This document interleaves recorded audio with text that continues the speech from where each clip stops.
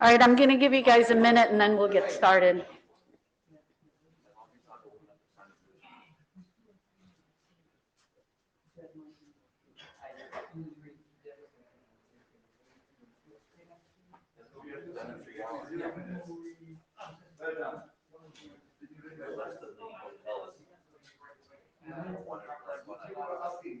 So Roman?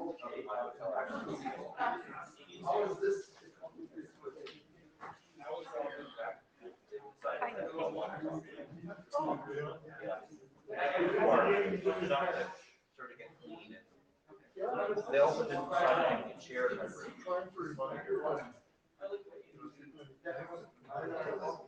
Yes, well, I asked chair member, asked for chair, 3 days in a row.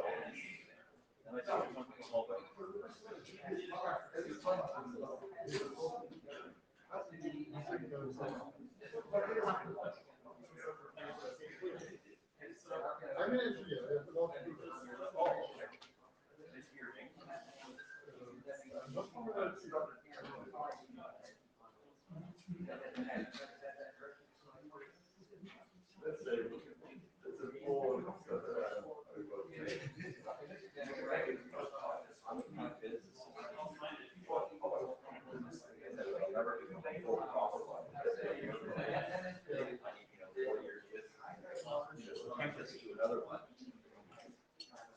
Okay, we'll get started in 1 minute, but while I give you the 1 minute for the couple folks who are trying to get settled, we do need a second note taker.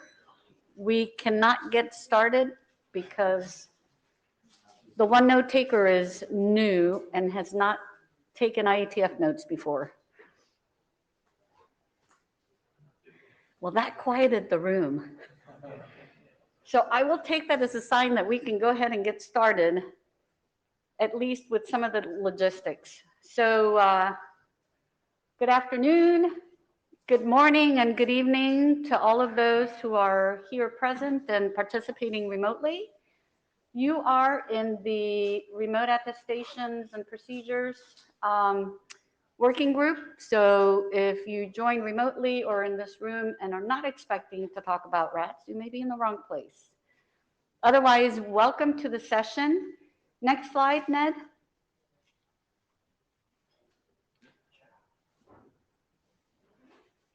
Okay, so hopefully you are all familiar with the note well. I will not read this. This is just the IETF procedures that we should all be following, both in attendance as well as in the authorship of the documents in review. Next slide, please.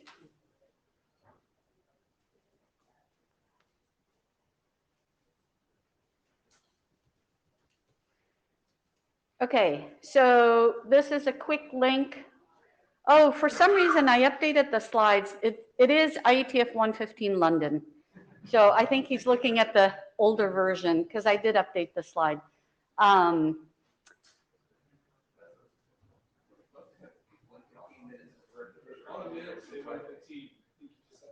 Yeah, he's just referencing the first deck. So anyway, these are all of the links that you can reach out to for the proceedings for this session. Next slide.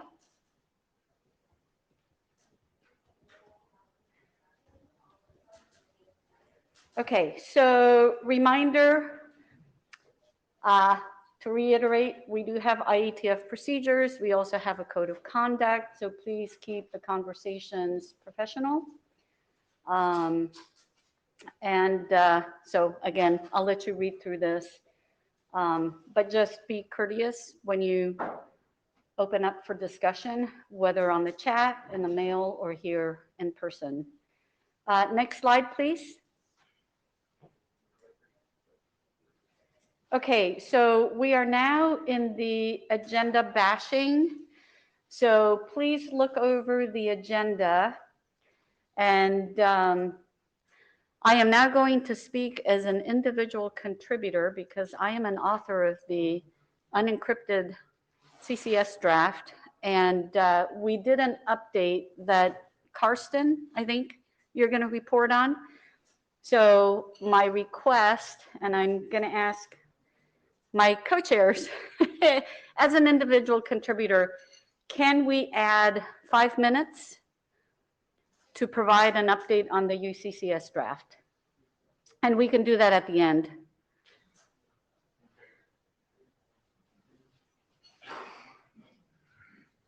We have some open mic times, so it seems like that would be fine.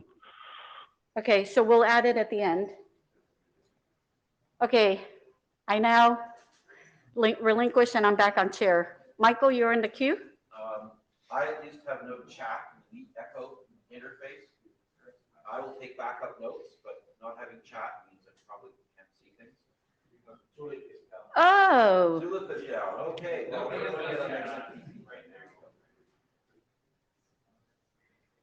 I did not even notice that. I think it just happened. It was working like 20 minutes ago. Yeah, I mean, I put a hello there and I saw it, but thanks for noting that.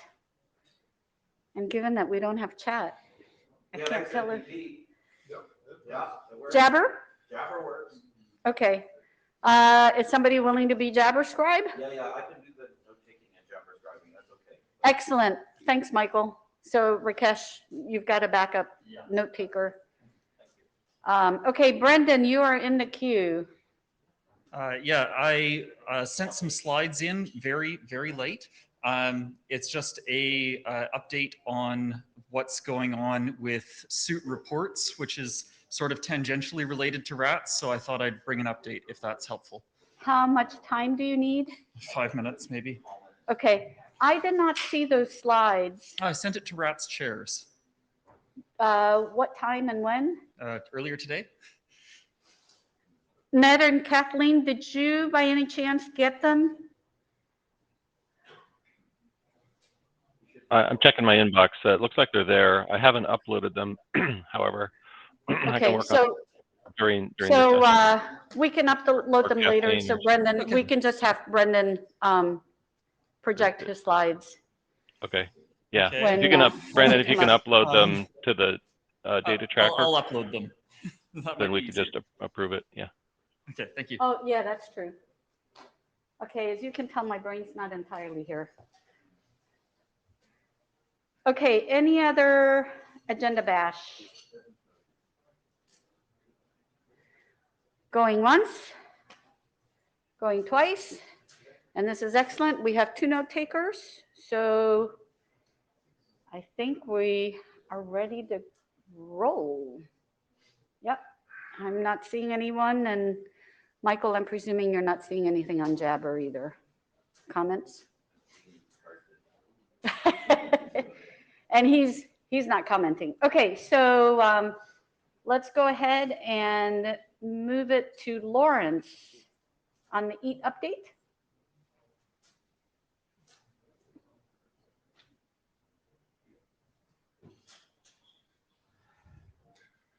All right.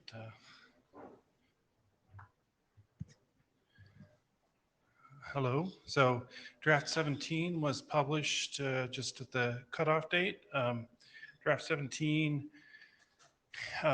really has no open issues, or the EAT authors do not believe any further changes are needed as of draft 17.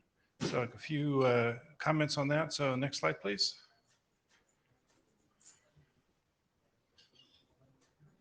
Yeah. Next slide. So this is I'm going to take a few minutes and discuss the major changes in draft 17, just in case to point them out. So one of them is that the nonce was made optional, and that's so you can use time-based. There were some general improvements around. Yeah, so we lost the slides here. Some general improvements around freshness in the nonce in draft Hold on. 17. Ned is sharing the slides. So is it that I have to share them? No, it should be coming up. Huh? Because I can see them. I mean, we were okay for, until just a minute ago. Yeah, they're on Meet Echo, but they're not on I went to full screen. Is it not projecting? Yeah, that, Yeah, it's not projecting. How about now? yeah. There we go. We're good, Ned. Okay. Interesting. It And then looked we can- better on the remote before that, but okay. I won't, yeah, Yeah. I won't project. It's something with the browser. So back one slide, please. So the other thing that was a change, these are the semantic changes, you know, that would actually affect the code you write as an implementation. So another change was the input to the digests for a submodule detached digest. So there was a more clear specification on that. We also changed the way that submodule digests are identified. I mean, this has got to do with how things are in CBOR and JSON, and the fact that JSON doesn't have tags. So that's another, the implementation is a lot cleaner now. There was some overloading before. And then the security level claim was removed. So these are the major implementation changes. Next slide. Then there were lots of wording changes, just clarifications. We describe EAT as a framework right up front, you know, that uses profiles. It's kind of, you know, that came a lot from the comments from Elliot. We redirect to the RATS security model right away, so we're not trying to describe the security model in EAT. The submodule section was rewritten for clarity and brevity. There was a couple of sections removed that were, you know, not necessarily essential, like describing how to include public keys and claims. Mention of the CTI and JTI claims. It was just advice that was removed. There's clarification that submods can be used for both evidence and results. And then we added non-normative reference to UCCS. So we had UCCS in there as a kind of a normative reference, then it was gone, and now it's back as non-normative. So that's, and then next slide, which is security considerations and privacy considerations were updated. So there's a section on freshness and security considerations. There's a section on claim trustworthiness. And then there's also some discussion about CTI and JTI that was removed. So with that, I'm going to jump into open issues and see how far we can get on these. Next slide.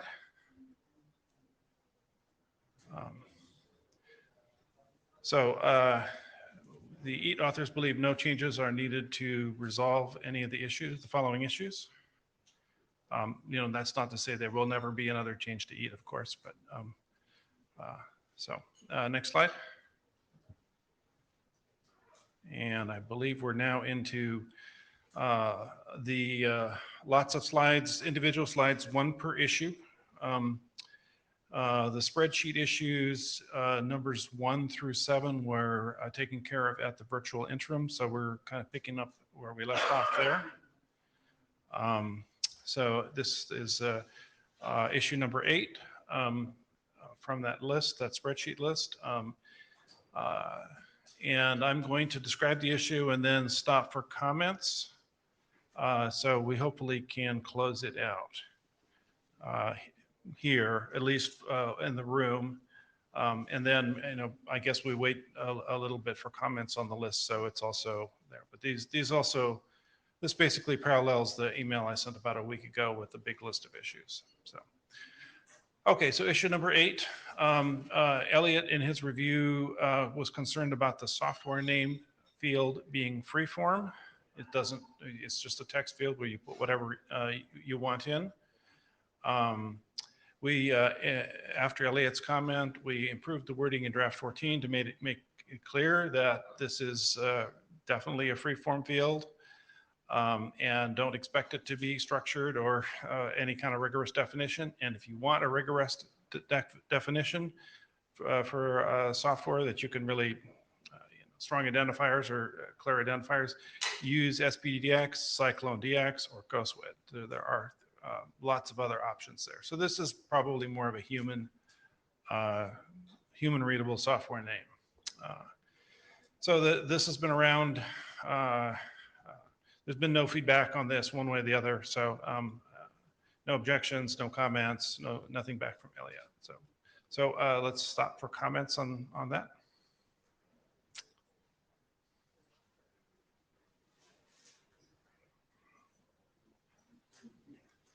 Okay. We're going to take no comments as approval, by the way. Thumbs up from Dave. Yep. Okay. Okay, thanks. Next slide, please. I don't remember what the comment was on number 9, but it was about security level, and security level has been removed. So I think that settles that.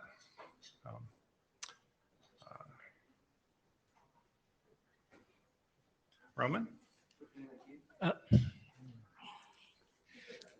He's the area director. I think he gets a pass. Roman Dinu. So I did not track that. So we removed the claim outright from the document. Yes, it's gone. And so the early registration we have for it, we just want to disappear. It was never registered early. Ah, perfect. I forgot that. Thank you. Yeah, we only registered a small set, remember? Yeah. Okay, next slide, please.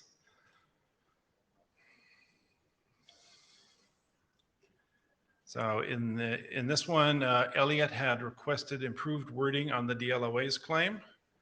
Just clarifications. I don't think it was anything of substance. So that wording was improved in draft 14, which was published in July, and so no comments since. So I'm just going to pause you here for a second. So thank you, Ditto. The chat is now working, so those remote, if they want to provide comments, can do that way as well. Okay. Thanks. So we consider this no further action needed here. So comments? Okay.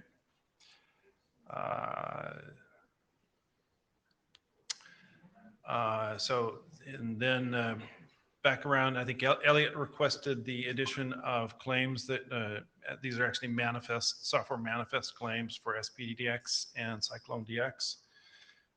Those claims were added in draft 14. Those also include, I think it's COAP and MIME content types for those two.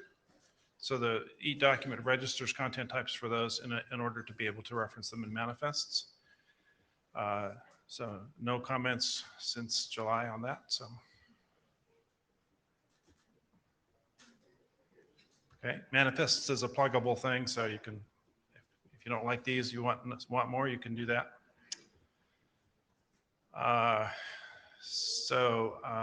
Next issue. Oh, lost it. Ned, we lost. So I'm going to keep talking. So that was section 9.2 was a bunch of information we collected very early on. I remember discussions in Montreal about what characteristics claims should have. Should we reuse old formats or what? And it was a good discussion. So that was captured and that text was all put in section 9.2 in the IANA section. But it's not really expert review and it's not setting any criteria. It's just kind of advice to people creating claims. So I believe Elliot and somebody else said that, IANA would not know what to do with this. I think IANA looked at it and said, we don't know what to do with this. So just moved all of that text to an appendix that's non-normative. That was done in draft 14. There is a GitHub issue open related to this that I will get back to. But this really pertains to it not being directed at IANA anymore. Okay.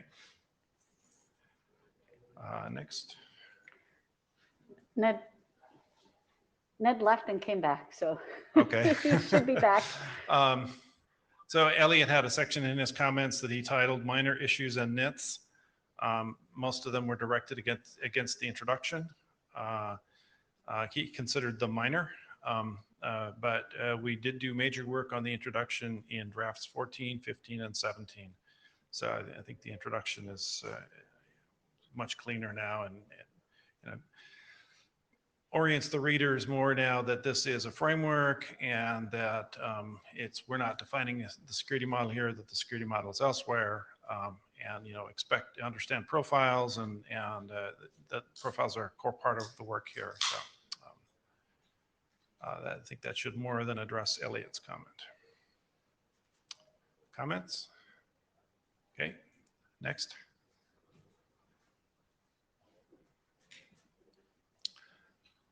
So spreadsheet issue number 14 and number 15 were both were comment blocks, one from Hannes and one from Michael. The spreadsheet didn't list them all out individually, and but there were lots of really helpful comments. Most of them were wording clarifications, and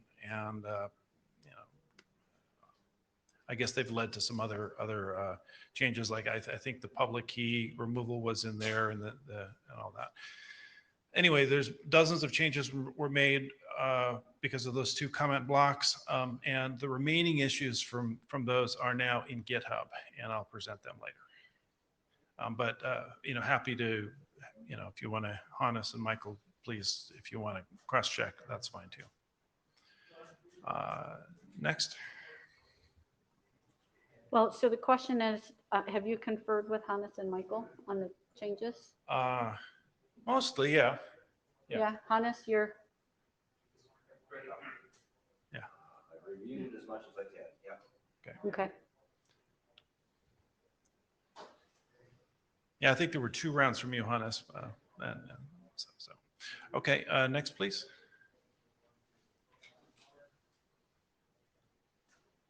Did we lose you, Ned?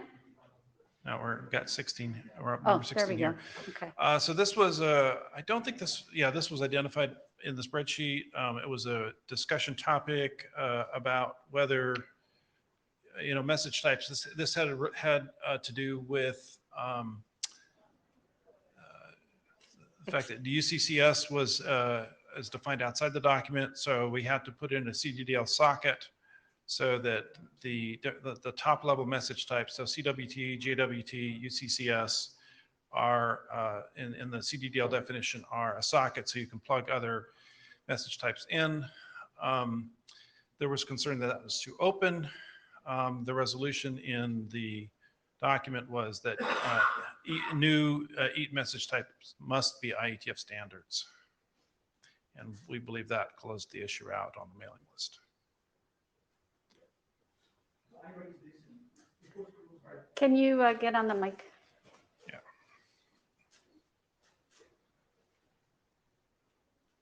Thomas Fossati. I raised this issue and it was closed. I'm sorry I haven't updated you. I'm saying, okay, that's all right. But it was thumbs up since the first change that we did. Okay. So you're okay with the changes is what you're saying? Absolutely, Yep. yes, yes, yes. Thanks. Thank you. All right, next, please. Another one about security level. Again, the claim was removed, so no issue here. And next slide.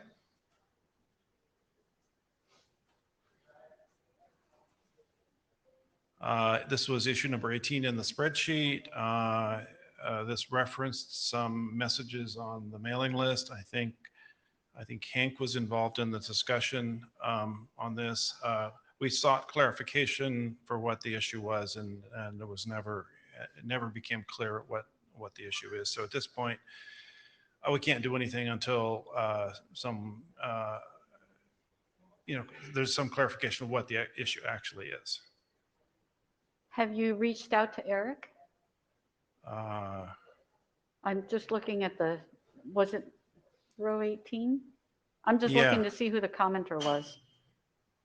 I think. Oh, sorry, never mind. I think I've got it I think I asked for clarification on the mailing list a couple times, and on the endorsement. yeah, I mean, Hank, this is your comment, so, Yeah, issue number. What's the actual issue number? It's, well, we listed it as row 18 on the spreadsheet. No, just hold on. I'm trying there's to no see. issue number. It's just, You sent it on an email on the 8th of June. yeah. Let's come back to this. Okay.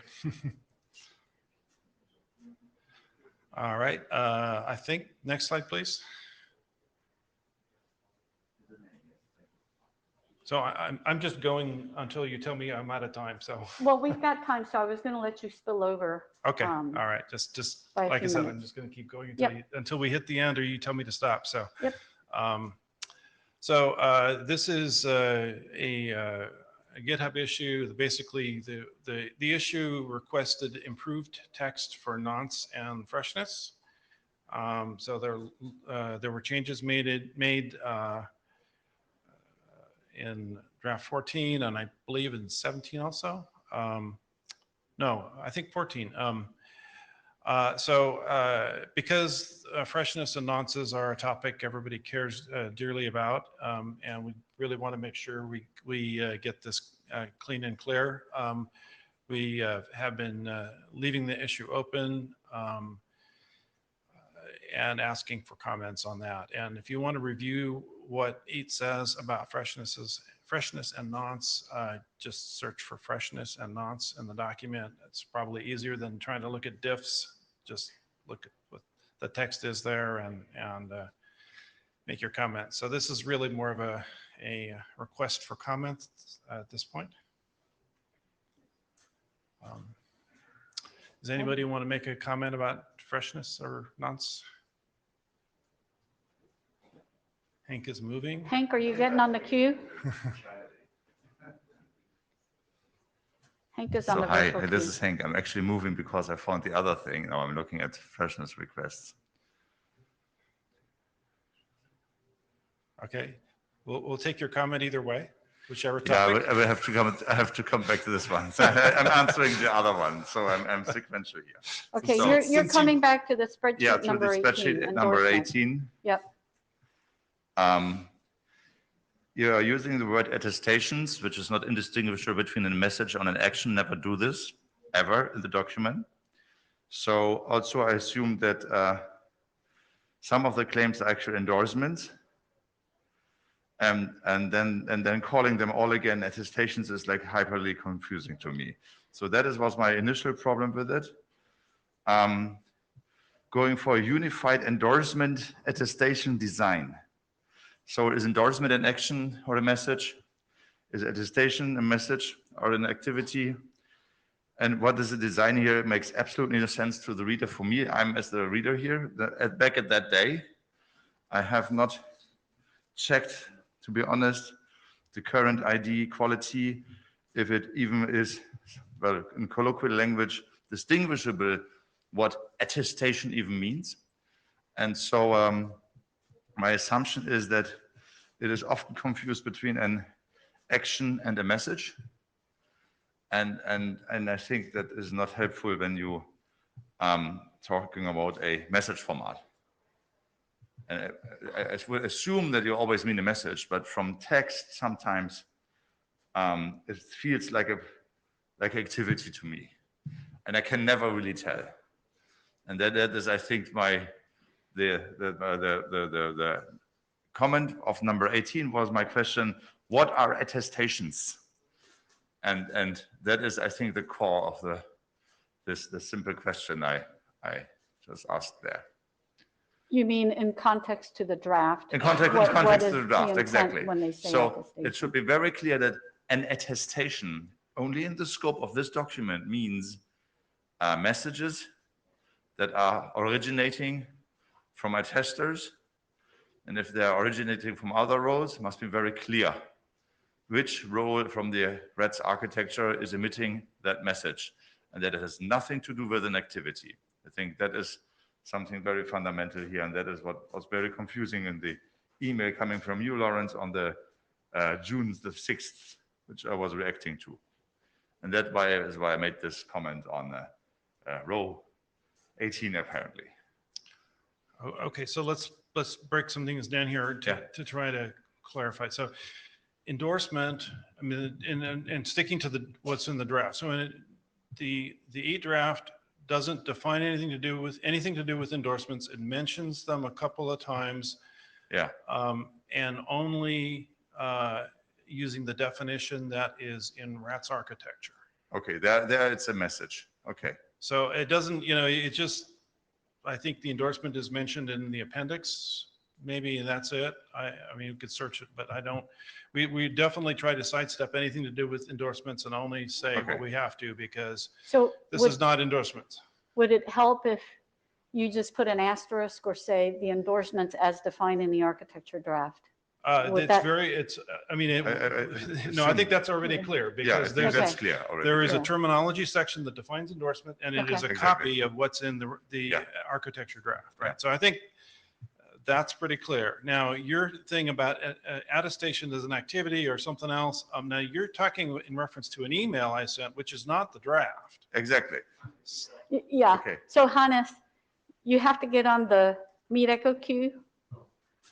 Sorry. Dave beat you to it. So, I mean, we can't. Dave Taylor, my question is actually for Hank. I did a search for the word attestations with an S in the document. It occurs exactly once in the EAT spec right now, and it's not in the context of endorsements. So I'm going to read it to you, and the question is, do you have a problem with this text? And if so, can you come back to the mic? So this is in the intended use claim. And it says certificate issuance. Certificate authorities, or CAs, may require attestations prior to the issuance of certificates related to key pairs hosted at the entity. Yeah. Do you need that word changed? And if so, phrase your comment in context of that sentence, because this is not about not about endorsements, so it's probably not row 18. Thank you, Dave. That's an excellent example. This is probably means attestation evidence. That's my Maybe. Okay. Or does it mean attestation results? Or attestation results of the whole procedure. I see. Okay. Or both, or. I think that's the only Yeah. sentence that you're. Yeah, okay, then that's the only remnants. Back in the days, it was way more vague, but if that's the last remnant of it, that is easy to remediate. I guess. Okay. Yeah, that's sure. We can fix that. So Okay. Carl, are you coming up to speak as a co-author? Well, you are a co-author, so you are allowed to come back and respond. You don't need to get on the queue. What? No? Okay. Poor Hannes. Okay. Special rights we'll let for Hannes go. courses? No.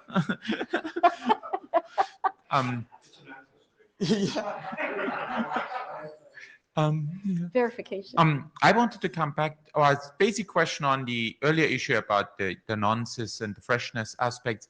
I proposed some text, and I was wondering whether you took that text or you proposed some others, or whether I should review it, or maybe it was long ago. Yeah, I can't remember. Okay. What text you proposed and what we used. But I'd say I will double check. Search for knots and search for freshness. I don't think it's more than 10 sentences altogether. Okay. So, and then you'll see you get the big picture and know if we hit it or not. The endorsement thing was largely killed before I got to the mic, but just to make sure it stays dead, as I was reading the mail chain, I think this is all based in the security level stuff, which is already gone because it's gone, right? So I think most of the endorsement stuff that emanated from that thread was rooted in security level, which is no more. Okay. Well, the question is, the text should have been removed then. So no longer relevant, right? I think the email thread was in the context of security level. Right. Well, that's what Yeah. But yeah, there's nothing left in the document. So this issue 18 is basically turned into an issue about the intended use claim and its use of the word attestations. So, okay. Next, I think we're jumping ahead to now because we got the freshness thing. Yeah, you covered the freshness. Okay, secure boot. So this was an issue filed by Hannes. The current text requires the secure boot, the definition of a secure boot claim requires that the booted software be under the control of the OEM. The proposed text, which just says, relaxes that and doesn't require the booted software to be under control of anybody in particular. It just requires the use of secure boot. You know, us authors prefer the current text. I'll also point out that this definition of the secure boot claim has been in the document since draft 5, December 2020, and it was also the text approved for pre-allocation. So let's take comments on that.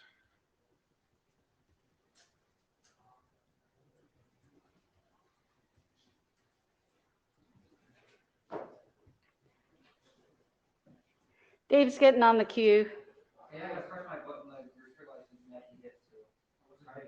You're in the queue. There we go. This time it actually took. And my apologies to Hannes. Trying to press buttons too fast. I don't know what the proposed text was unless it's, I don't think it's on the screen right now. Although I think there is a valid argument here that some secure boot is not necessarily the OEM.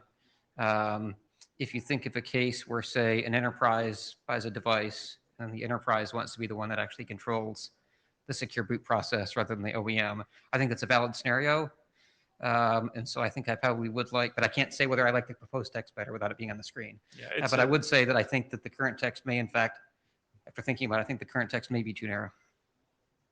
Right. So my response to that is it just means you can't use this claim.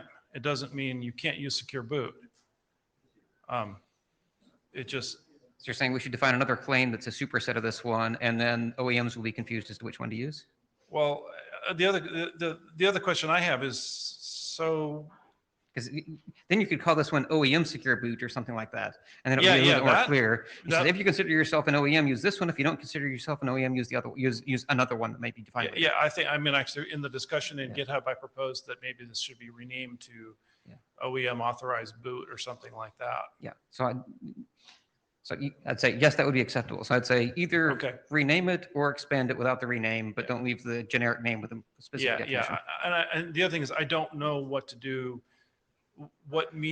How to define the meaning of just secure boot, unless you say who controls it. I just don't know what that would look like, right? So. And I'm a huge fan of the approach. It says if you don't have consensus on it, like yesterday, then leave it to an extension document. Don't put it in the base one. And so I think it's perfectly fine for you to respond saying, we're not going to put the more generic one in this document. That's going to be in an extension that can add that. Okay. I love that style of answer. We did the same thing in suit. So I like that approach. And so I think the rename is probably the simplest, least effort. Thank you. Hannes. Yeah, so what the document says is secure boot is considered enabled when the firmware and operating system are under the control of the manufacturer of the entity identified in the OEM ID claim. Okay. And like for me, secure boot is a kind of a more technical term where you almost always start with some non-mutable or immutable code, which is like some ROM code in ROM, and then and also have some keys there, and then you verify the next stage, and then that verifies then the next stage. So this whole notion of controlling something is I think I didn't quite understood what that practically means. Like, when do I then claim that I'm using secure boot versus not? Because even with measured boot, you could argue that you are controlling the other things. May well be, but it's not secure boot, right? Like, under what condition can I say that I'm really controlling the other software, the different layers of software that comes, firmware, and maybe there are multiple bootloaders as it is used in practice. And then, like, that's what my question was in that regard. So let me respond to that a bit. So, you know, if you think of something as complex as a mobile phone, with an app download system, and you can, you know, run JavaScript in the browser and all that. So you can't say controls all the software stack right. So the words chosen, I think, are firmware and operating system. And the choice was also to use the word control here because, and not be specific to something that uses a specific mechanism, because there's a lot of ways the OEM can control it, right? The device could be running solely out of ROM. So no crypto required.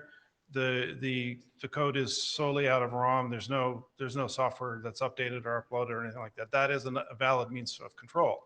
I mean, you could even put the device in a titanium cube or something like that, so that there's no way for them to change it.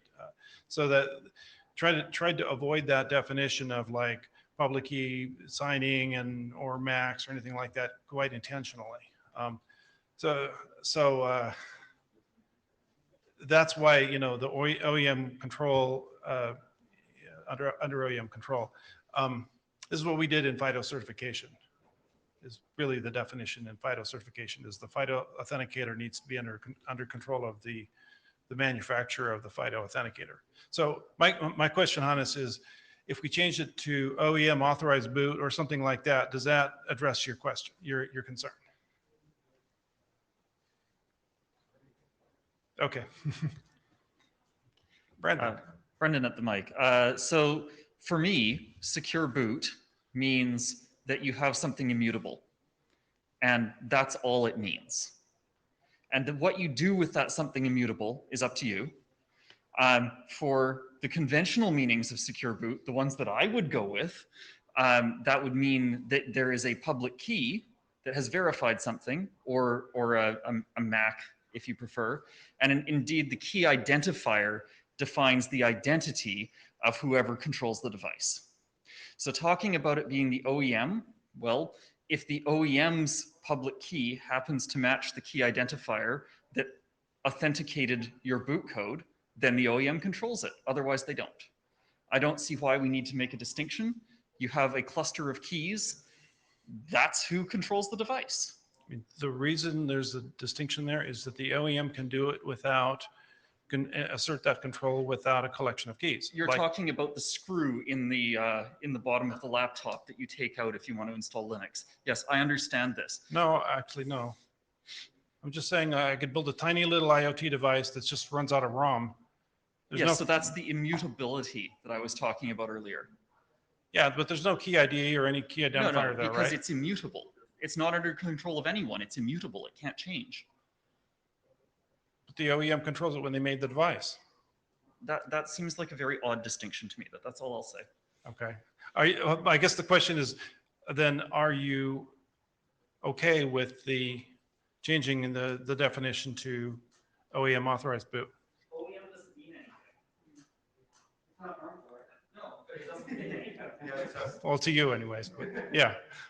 It means a lot in the FIDO context. I mean, FIDO is a clear example of where this works.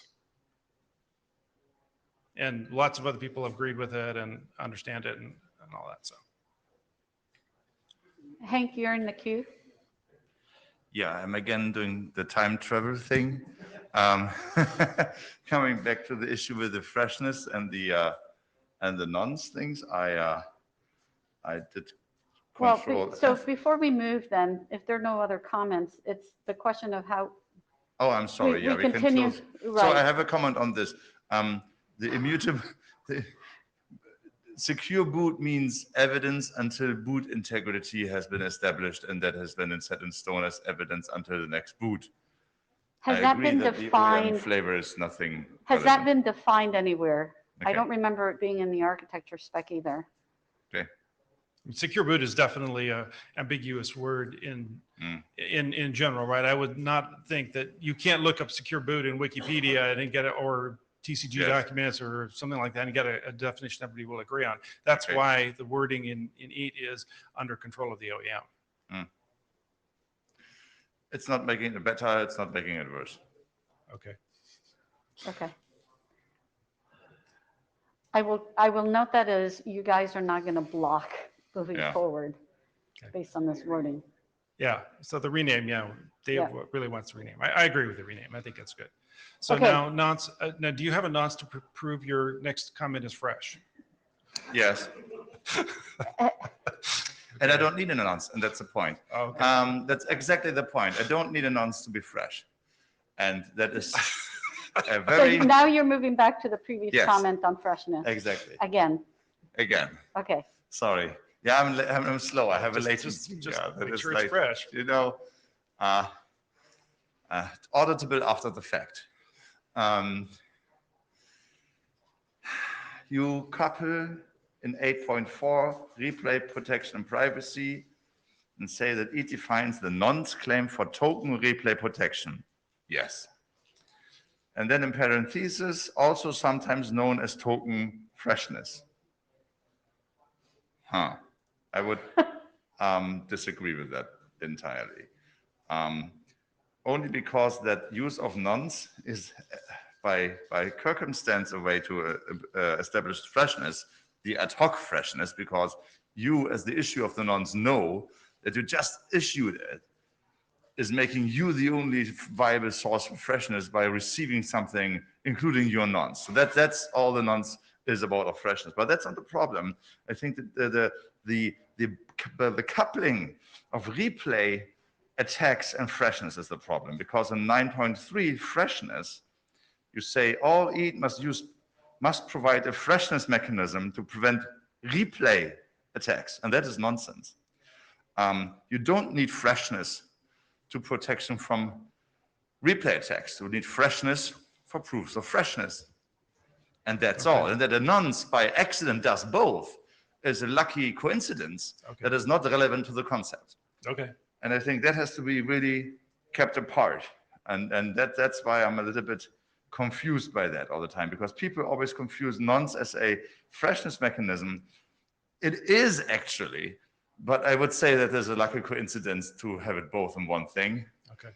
And just decouple that. Okay, so that's security considerations, I think, right?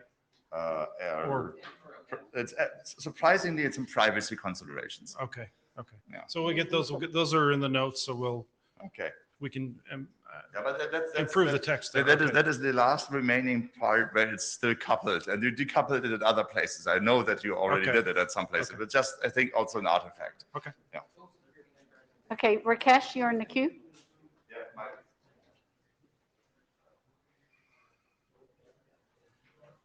Yeah, that was a fresh comment. Thank you.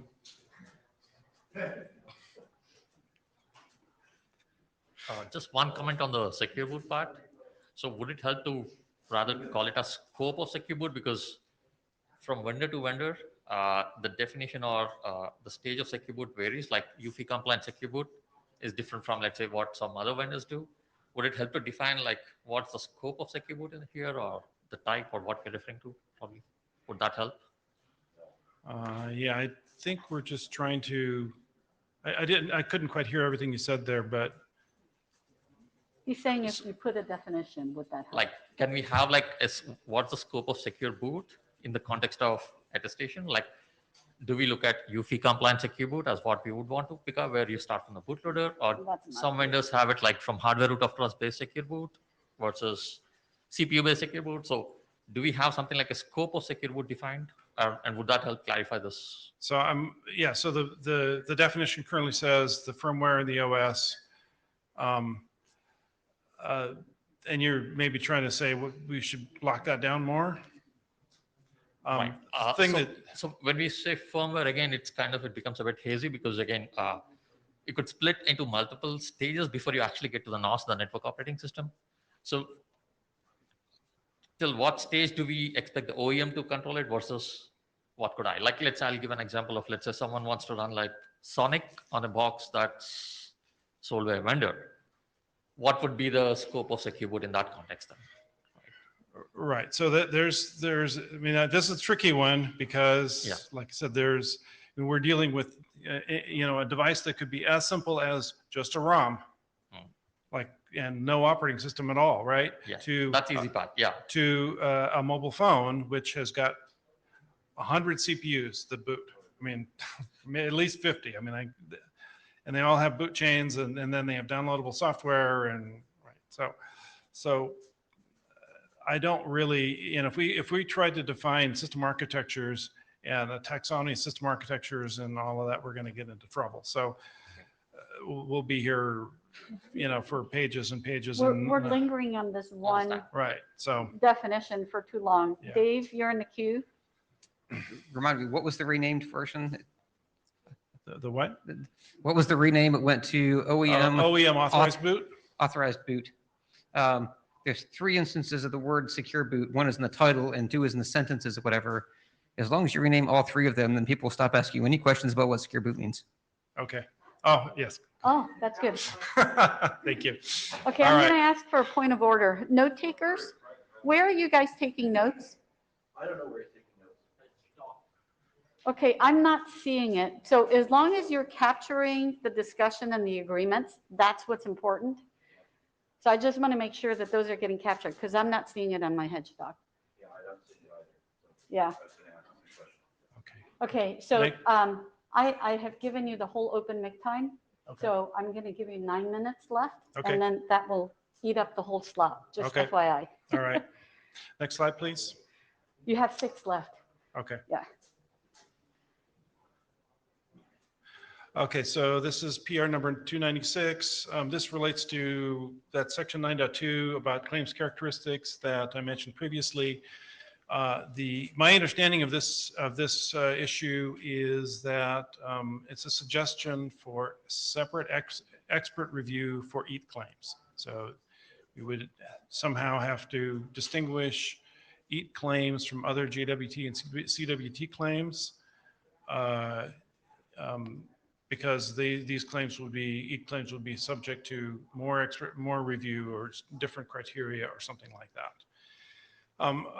You know, I don't think this is a question that we want to separate the registries or create a whole new EAT registry. It seems like it does beg the question of some sort of a bit in the registry that tells you whether this is an EAT claim or not.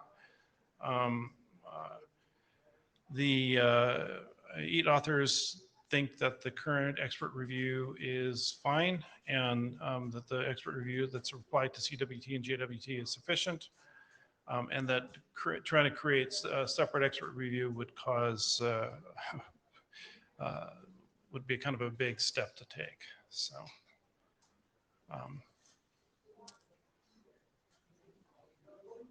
anybody that wants separate expert review for EAT claims? Okay, not hearing any. Let's move on.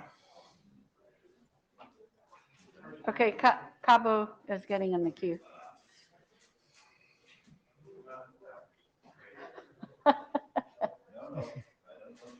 Karsten's already in the queue anyway.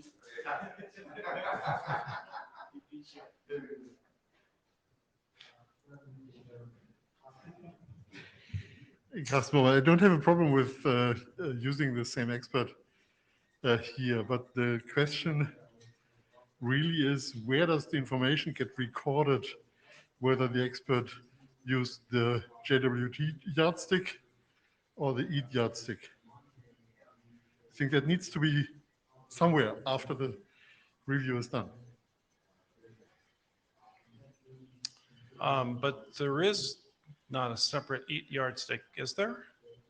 I would think so. Well, I think it's the question of whether we need to create one.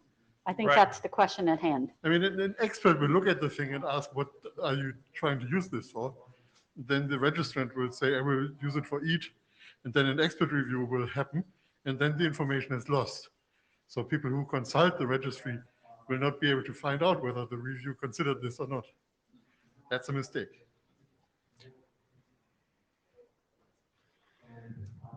Yeah, and this is Henk, and we were talking about, like, for years about adding a column to the EAT registry that says this is about EAT. To the CWT registry that this is about EAT. We could flag that. Yeah, I was going to ask because I'm ignorant. So the expert review today, right, on the JOTs and CWATs, are they documented under the INA registry? Would they? I just wanted to add that we just had the same discussion in the previous working group meeting I was in. So we need to understand that there are registries that we are using from other specifications that are almost right. We just need to add a column to that. Yeah. And that should be a In that routine work, operation. right. So the question is, do we need to put that request in the other working group? No, here. No, in here, in here. There was an Got example. it. Okay, Well, the ISG can sort it out. okay. Also that, yeah. So, but this idea of adding a column, I think we raised 3 years ago, and it kind of never really stuck. And we're reiterating it like on a yearly basis, and I think this is this year. Okay.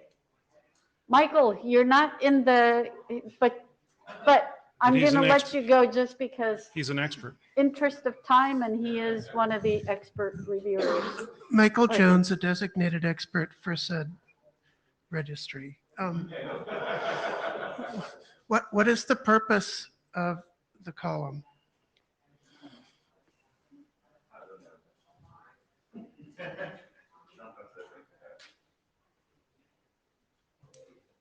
So the purpose of the touchscreen is that CWTs should be protected from using certain semantics by accident, because every CWT claim automatically is allowed for every CWT apparently.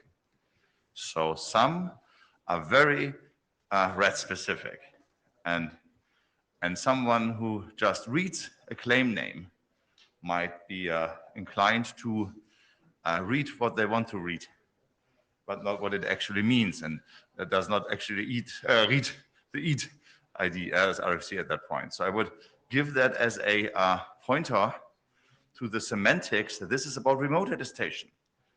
And if by accident, this can also be used for cider production, that's great.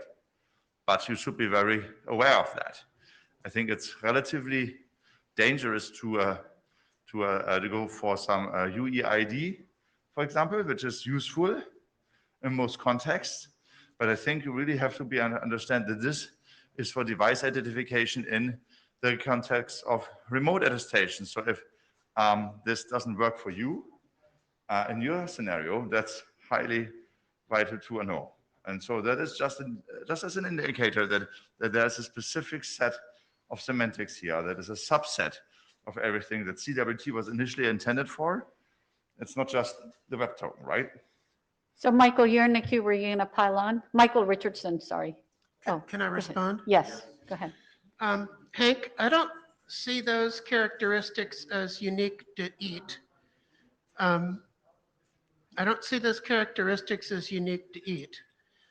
For instance, ACE registered CWT claims. Some of them are general purpose, some of them are very specific. The same could be said of the Jose algorithms registry or the Jose claims registries.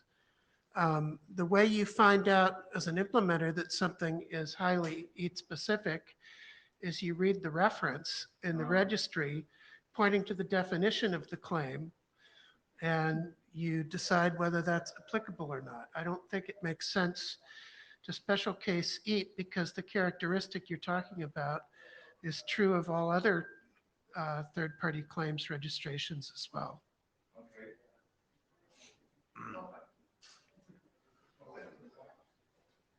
Michael, you might not want to go away.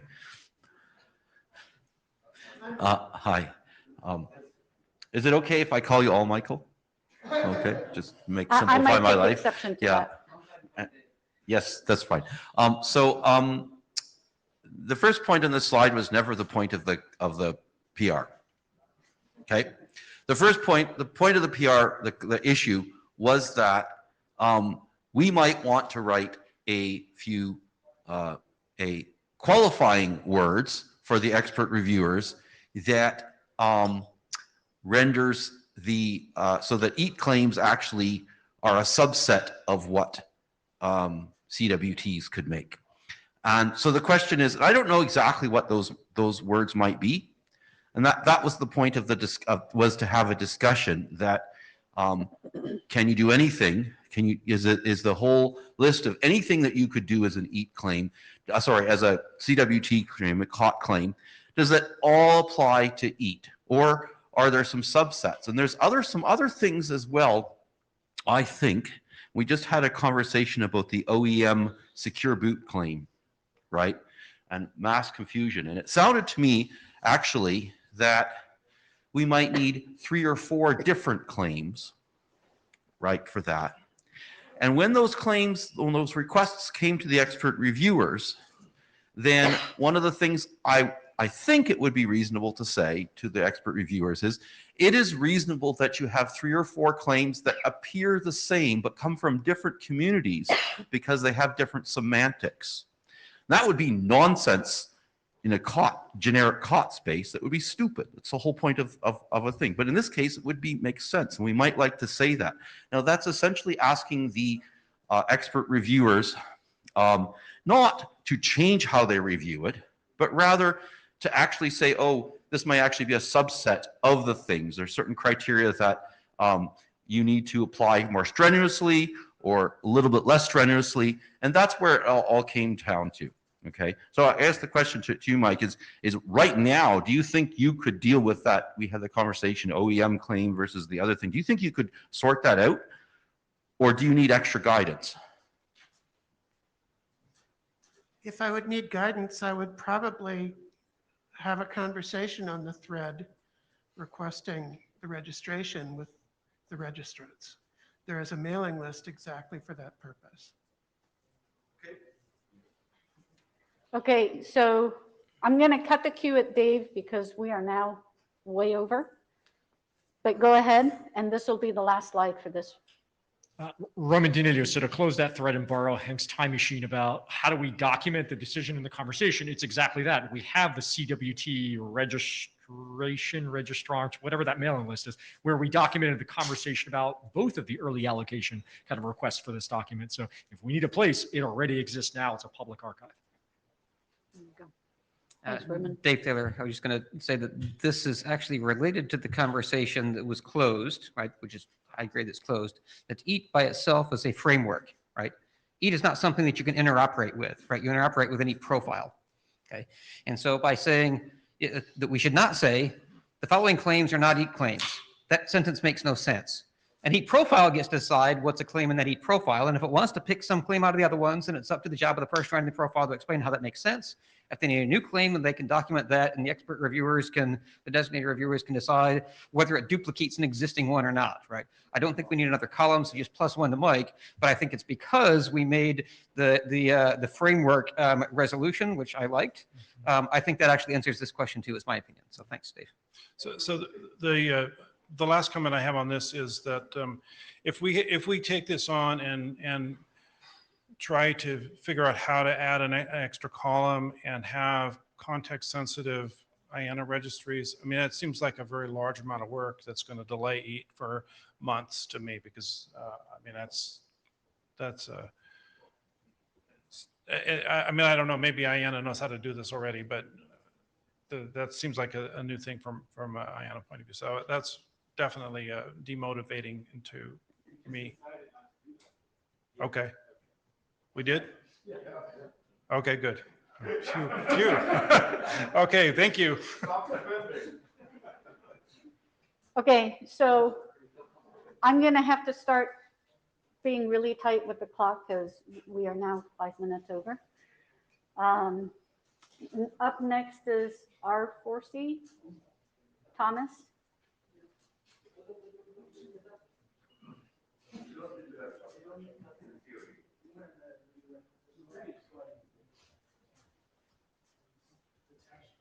So if you can do it in 13 minutes. 13? Yeah. Right, I'll try. Just speak fast. Sorry. Yeah, so so Eric can talk now because he's gone. So I will take over his part, which was talking about the recently published R4C, which is 03. It's just a refresh of 02. And we did it not to for that not to expire. And I think at this point, we think the main blocks are in place, and and that's why basically there's no further content that we had. But that doesn't mean that all the building blocks are all right. And in particular, I think what the document very much needs at this point in time is people from all places, verifiers, attesters, and relying parties to take a look at the internal organization of the trustworthiness vector and try to match it against their use cases. And that would be immensely useful for us. And the questions to answers are, are the currently defined appraisal categories what I really want to have?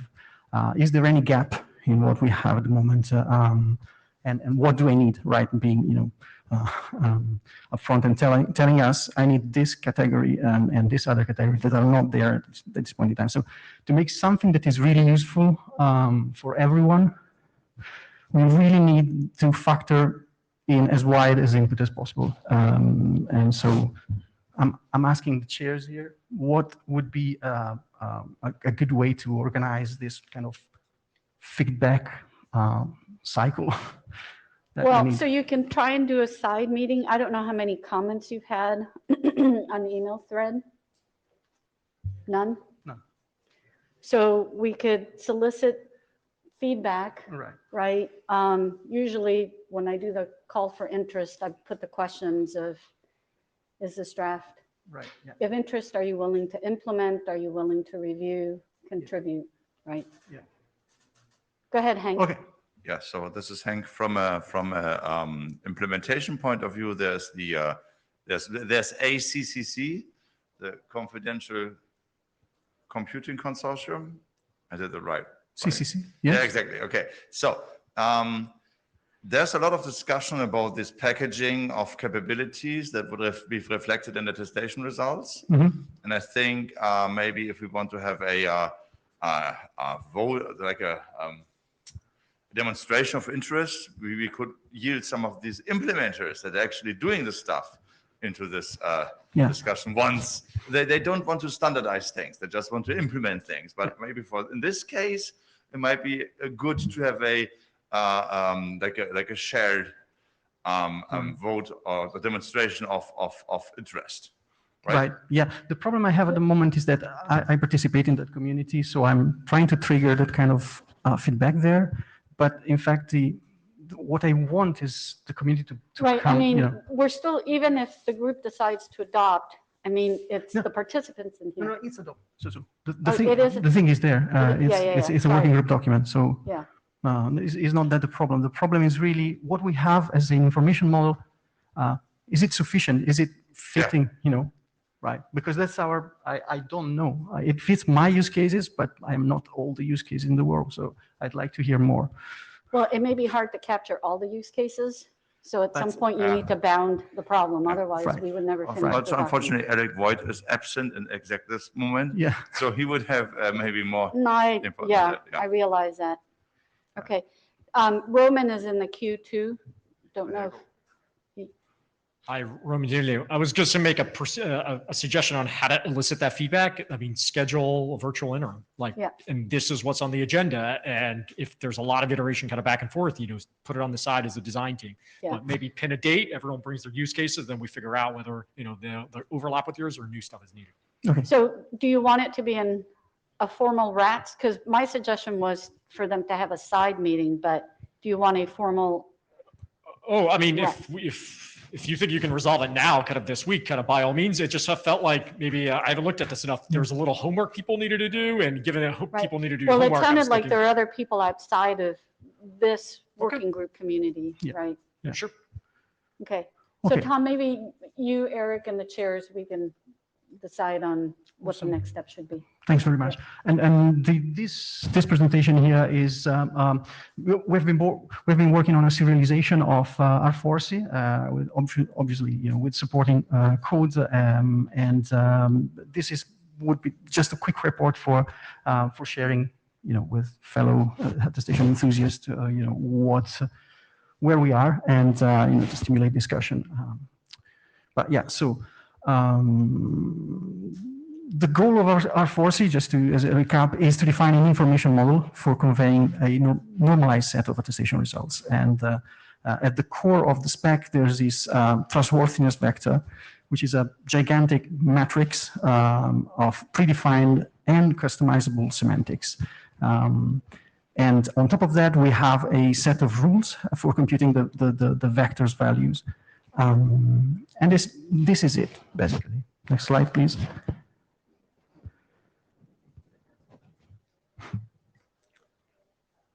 Okay, so going bottom up, the types that we're using is, we have the trustworthiness tiers, which is the basic thing. It's basically a bit signed int, so that defines a 256 code point space. And it's organized in 4 horizontal tiers: affirming, warning, contraindicating, and non-meaning. This is good, and this is definitely dodgy, or I cannot say. And this space here is also segmented vertically in 2 subspaces. Positive is standard, so we define exactly what that means, except we do that sparsely, so the matrix is sparse. And then a completely private thing with the negative numbers.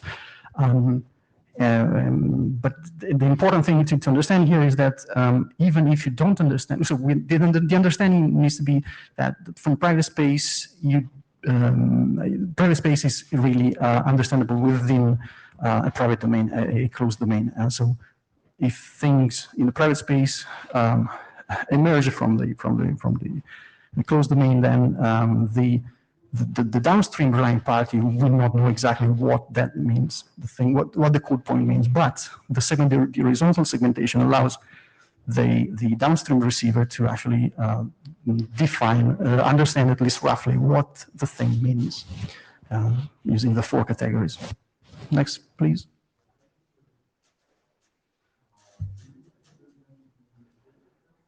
Okay, so, and then you have the trustworthiness claim, which is a thing that is associated with an appraisal category. So, for example, you have executables. You want to measure, you want to understand whether the running code is in the expected state or not. You have, say, other categories like device identity, memory protection, many. And to each of these categories, you have the trustworthiness tier associated with a defined set of semantic. So, for example, in the case of executable, number 3 means specific things. In the case of memory protection, number 3 will mean another thing, but both will be in the affirming tier. Next, please.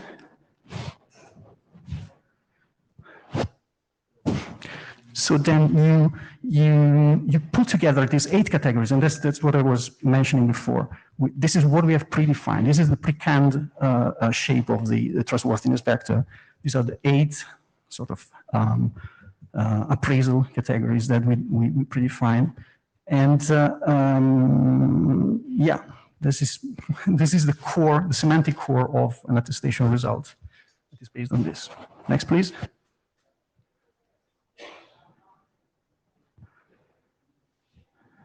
So R4C only provides the semantic core of that, but the downstream relying party or downstream verifier needs also other metadata associated with the context of the evaluation, context of the appraisal. For example, the identity of the verifier, not just the cryptographic identity that comes with the signature, but also, so for example, the software identity, because you want to understand what that Verizon version 123 has done the appraisal using plugin X, Y, and Z compared to another thing. You want to know when the appraisal happened. You want to have freshness indications, right, connected to the thing. So nonces or epoch IDs or whatever. You want to have an identifier of the appraisal policy that we used for computing the R4C vector. Maybe if the verifier is running inside a trusted execution environment, you also want to have evidence about that. So you want to stash evidence together with the appraisal results. And so you need to have this contextual stuff that R4C doesn't define, and you need to also have a data model. Next, please. You have 3 minutes left. 3 minutes. Yes, yes, yes. I will try. And you have 12 slides left, just FYI. Right, okay. So Ned, scroll. So this is how we. Well, that's why I figured I'd give you a time check. So yeah, so that one, the slide before was the realization in CTDL of the trustworthiness vector. So you see the 8 categories, the thing for them. Next. Yeah, that's the thing. And then what we've done, we have taken that and associated with the contextual stuff that I was mentioning before into an year, for lack of better name, an EAT attestation result claim set. And this has got the status, which is the summary of the appraisal, the profile, because it's an EAT. So we use profiles and we use that for versioning also the kind of content of this stuff. The trustworthiness vector at the core, and then other stuff, right? The important thing there is, which I wanted to discuss, and we have some feedback on, is the socket there to allow it extensions, either extensions on the claim set. Please go ahead. Thank you, Ned. Sorry, I know you broke your finger. So this is an example, realization in JOT. Next, please. This is the equivalent semantically, but realized as a CBOR COT token claim set. Next, please. And here, what we have done from an replacement point of view as a vendor, we're not vendors, we were, wrong word. We are doing this in the open, so it's not a vendor specific thing, but the product specific thing is that we've added 2 kind of extensions there to that socket. One is for taking, so because we take different kinds of evidence in different formats, we want to give back a normalized view of the claim set that was received independently of the format that was used by the submitter. And this is what we use there. Basically, you have this associative array that represents the claim set in a normalized way. And the other thing there is the verifier added claims is a bunch of claims that the verifier does as part of the appraisal, right? So when you appraise a thing, you also realize other things that not necessarily are in evidence, but you have received information that you received from the supply chain or other things like, say, certification body.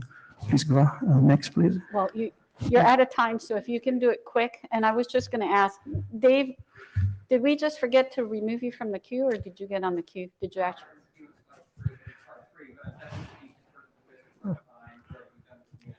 All right.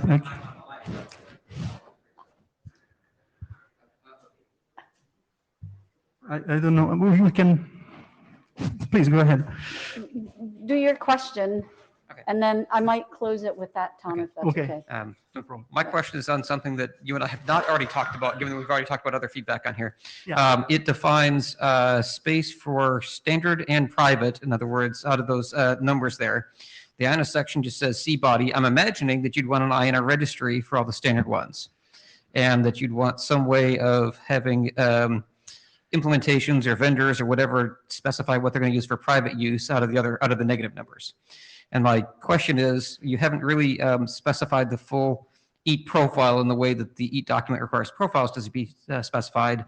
And so my question is, for the private space, the negative numbers, how do you know what the interpretation is? Are you planning on putting like OEM ID or something into the EAT profile? Or how would you actually be able to tell on receipt what the negative number is? Semantics. Semantics.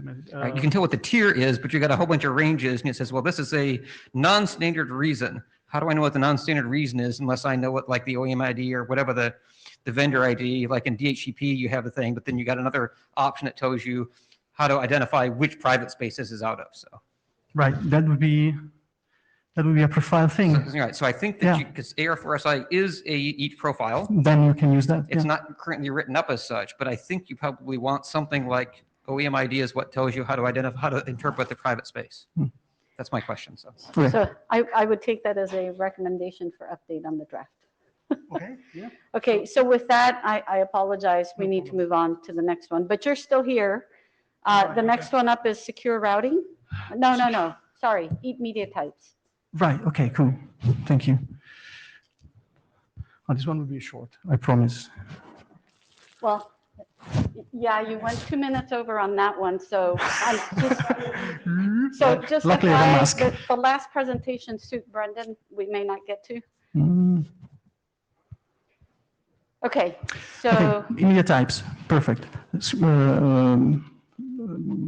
Next, I think these are just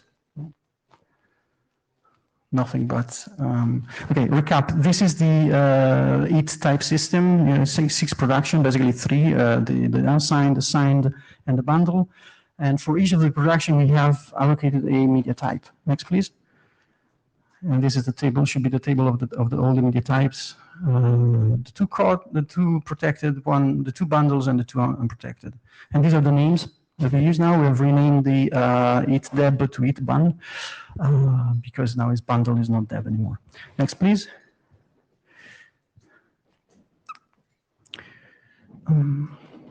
Changes since IETF is been adopted, so good. We've renamed profile to EAT profile for consistency with it, closed for. 8 was the other one related to the downstream repercussions of the change in naming in the EAT spec that we've done, remove the deb and replace it with bun. And then we had a couple of issues associated with feedback, editorial feedback that we got from Dave and Carl. Thank you very much. I think I have addressed your stuff, but if you want to double check, just click on those comments and see whether. Next, please.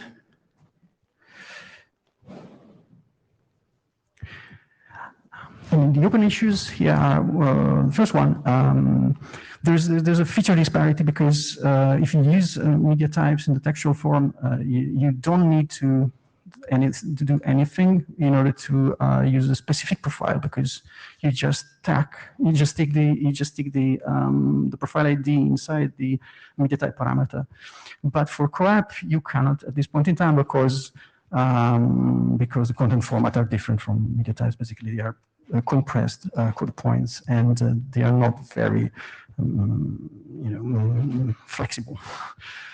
So there's a draft that I have proposed in core at this point in time to solve a sort of bigger problem here, which is the generic transfer of media type parameters, which is the CF parameterized, whatever. And we've discussed this in an interim. I've got excellent feedback. I've updated it, but what I want to say here is that the dependency on this mechanism is not blocking for the rest. It's just not ideal, but it's okay. We can go on without. We have issue 10 that was raised by Nancy, I think, at adoption, providing a better use case and rationale, which I think is going to be, a few lines more in the introduction. And I'm happy to do that, quickly and as soon as possible. And the 12 is the most important one, which I want to discuss here, is the early location of media types, media type names. So please, next. So I remember the RFC number, but I went through the questionnaire there, and we tick all boxes. We have we have a standard track document for requesting the media types. We have clear rules expressed there, I think. And we are now stable because the only thing that was a bit wobbly, the deb thing, has been settled. And so the last point before we can request early location, which I think we want to have, at least from my perspective, because we want to use them, we'd like to use them now, is the working group shares and the area director to judge where there's interest and the other things, match up. So you're asking if we can do early allocation of these 6 media type. For the code point. Yeah.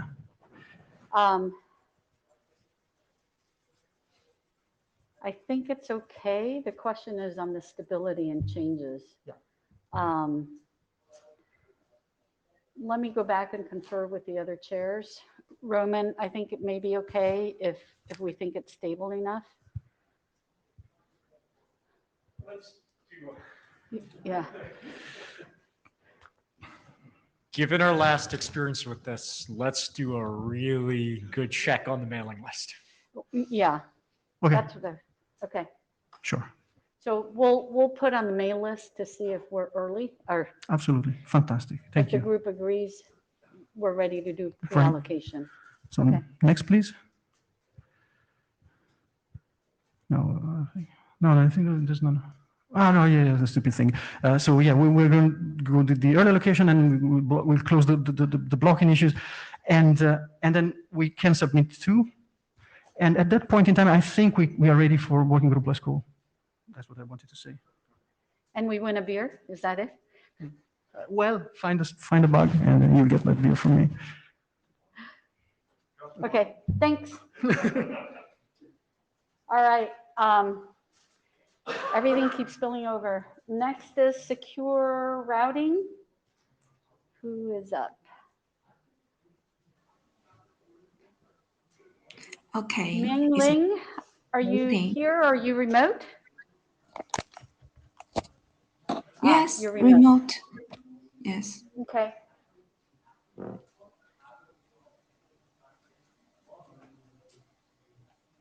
So I'm going to give you 9 minutes.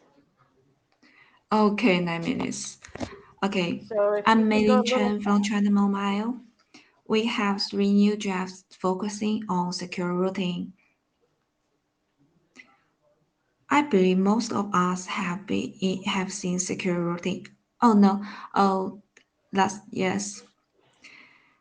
Secure routing or trusted routing more than once. What do we mean by secure routing here? That is, provide security service for user link transmission. For example, traffic flow from A to F need IPS function, then the forwarding purse can only the green line. Next.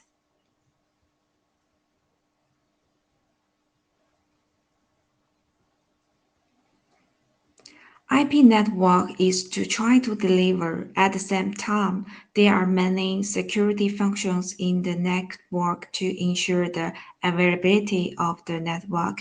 Why secure routing is required? For network operators, through secure routing can reduce users' attacks on the network. And on the other hand, due to the improvement of network security, we can provide users with differentiated security service. Of course, with the frequent occurrence of security incidents, our users are more sensitive to security. Therefore, it also puts forward higher requirements. The users hope that the operator can provide the link pace matching their service security requirements and provide corresponding security service. Next, thanks.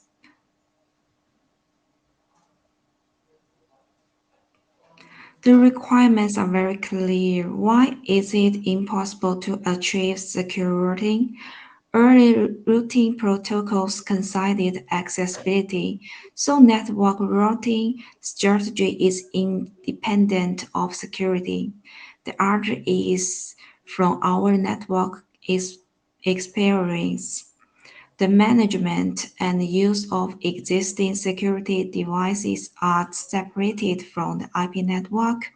To provide security service while transmitting data, we need to consider both security processing and the routing process. Next, thanks.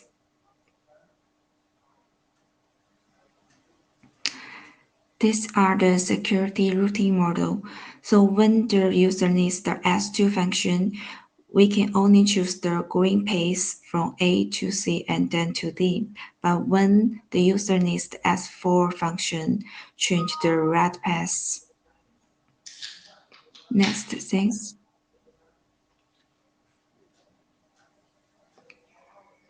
We see secure routing the goal is to provide secure service. So what security capabilities are provided? Such as anti-DDoS, IPS, IDS, and so on. In another draft, optimized security functions, we try to list the capability set of existing security products according to the IPDRR mode. Next, please. So what to do for secure routing? The first is to collect the node security capabilities to the controller, and then the controller form routing paths according to the user's security requirements. Finally, issue the routing paths. This may be implemented through routing programming technologies, usually distributed to tenor entrance nodes when using segment routing v6. Next.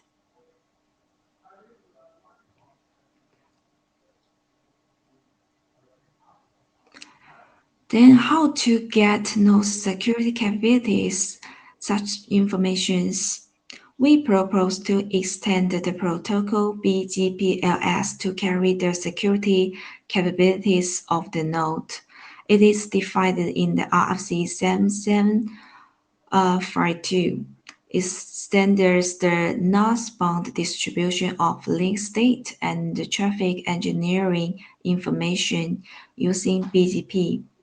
Describes a mechanism by which link state and traffic engineering information can be collected from networks and shared with external components using the BGP routing protocol. This protocol defines three types of network layer reachability information that are node, link, and prefix. In the figure 1, it shows carrying the security capability of the local node through the BGPLS type node. Next.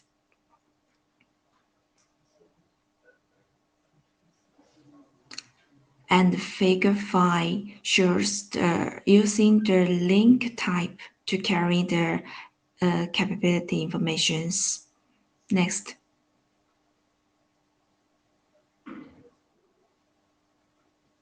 Yes, and the last finger here is use the prefix type to carry the optimal systems security capabilities. Next things.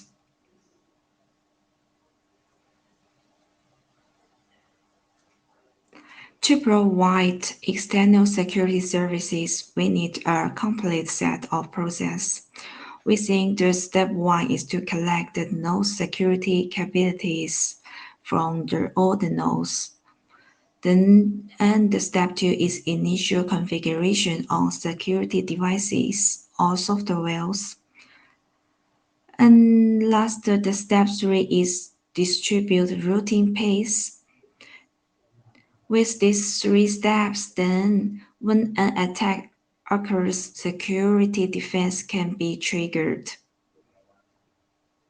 Next, please.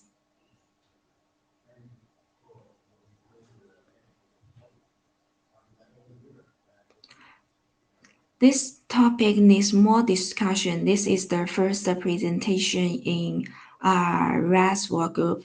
And now we do not find a suitable work group in the security area. So I need advice to apply for a special email list or further discussion, such like how to use the security capabilities except from secure routing paths, and how to timely and efficient schedule the use of security functions. Okay. Yes, we need more discussion, yes. Yeah, so you're out of time, but I'm going to let Eric one question, but I will, to your questions on next to do, Ling Ling. Yeah. My suggestion is for you to present it at Sec Dispatch. Okay, I'm not Sec sure. Dispatch. Yeah, the security dispatch, because you're talking about the general routing. I'm not sure that I can see potential connections with RATS. But for some of those requests, I would take it to the sec dispatch. Eric, do you have a quick question on this, or can we move on Yes. since we're low? No, Go ahead. no, quick question. Mei Ling, I should have said certainly I cut the queue, Diego. Mei Ling, I like where you're going with this in terms of pulling out requirements. I do think that there's value in pulling out requirements from the trusted path routing work. Do you see anything that's not in trusted path routing functionally that you need or see covered with your work?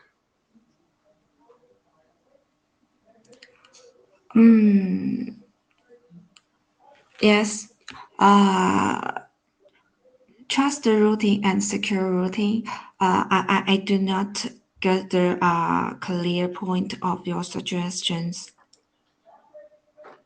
Really, what I was asking is the functional requirements match up to some of the functional requirements that are part of the trusted path routing document. In essence, it pulls the requirements out from the solution, and that's good. Do you have other requirements which are not in the trusted path routing draft? And we can take that online if you want. Yeah, well, as the chair, and because we're low on time, if I could just suggest that you guys take that offline. Okay, we can discuss offline. All right, thank you. Up next, we have attestations and TLS.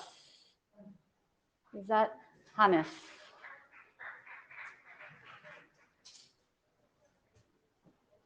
I'm going to give you the 1 minute warning.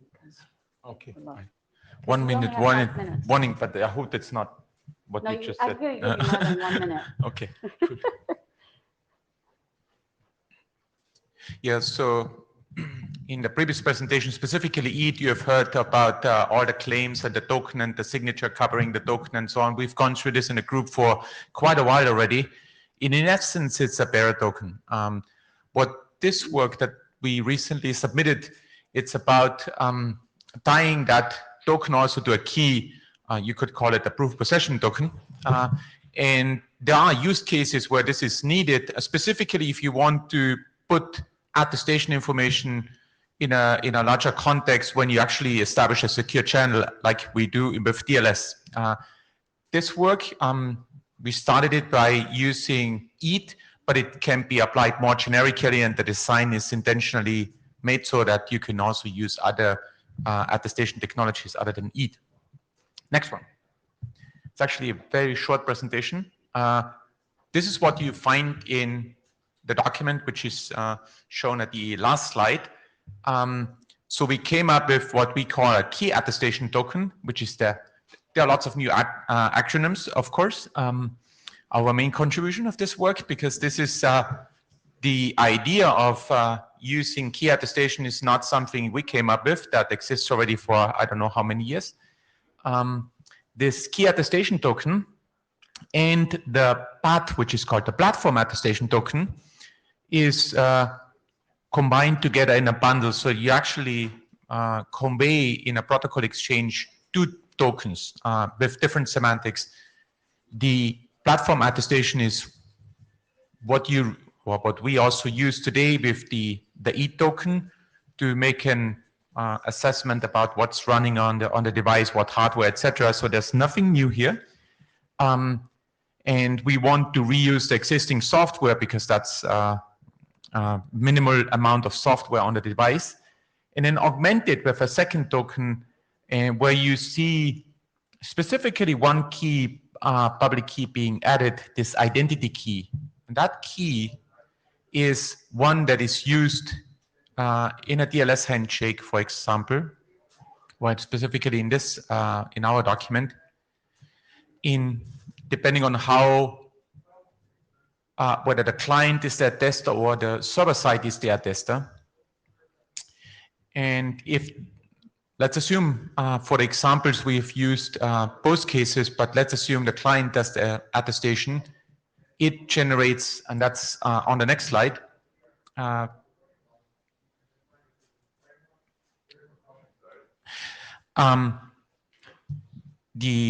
client, TLS client, creates this identity key pair. It obtains the nonce from the server side, like in EAT you would do to do the freshness. The client would create this bundle, would create the platform attestation and then also the key attestation token like shown on the previous slide. And it includes the identity key, the public key in the key attestation token, and also as a mechanism, the nonce for freshness. It then transmits that bundle in a certificate message to the server instead of the X509 certificate, which we always used.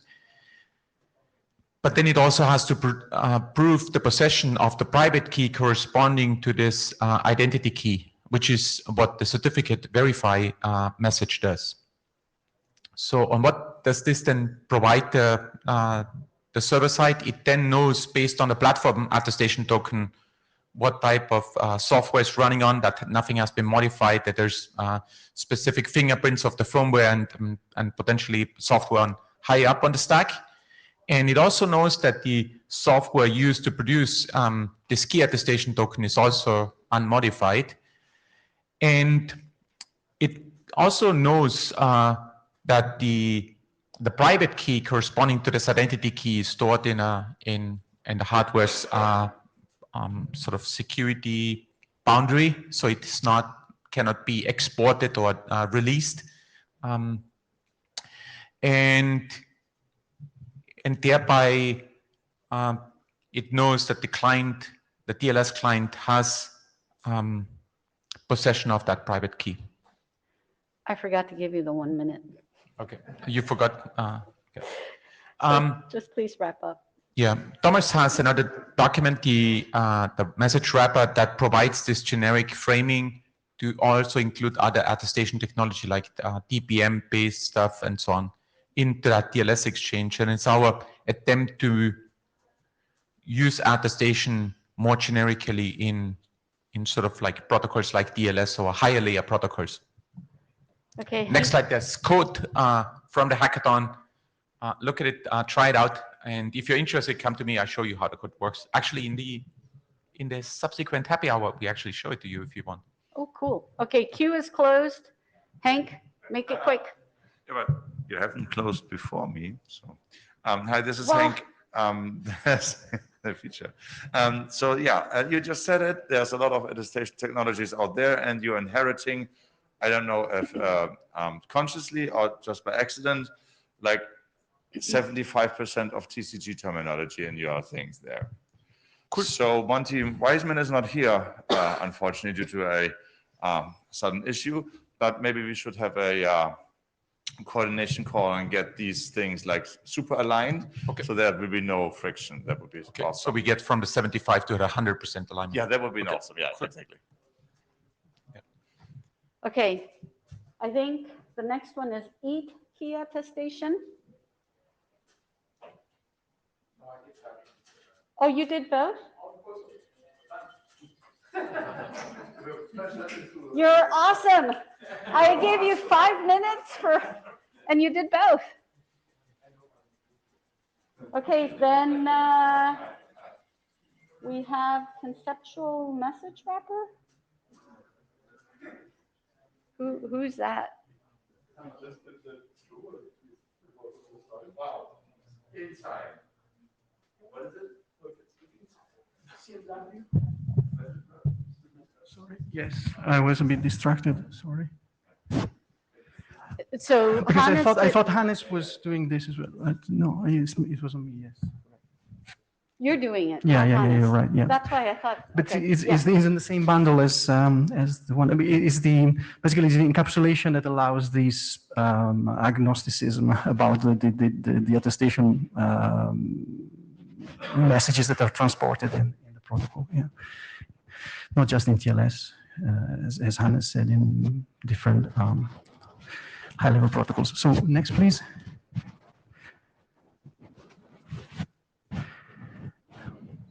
So this is this uniform encapsulation for any RATS conceptual message. And the link there, if you click it, goes to the architecture where the RATS conceptual messages are explained. And I'm talking about attestation results, evidence, as well as endorsements and ref values, whatever. Next, please.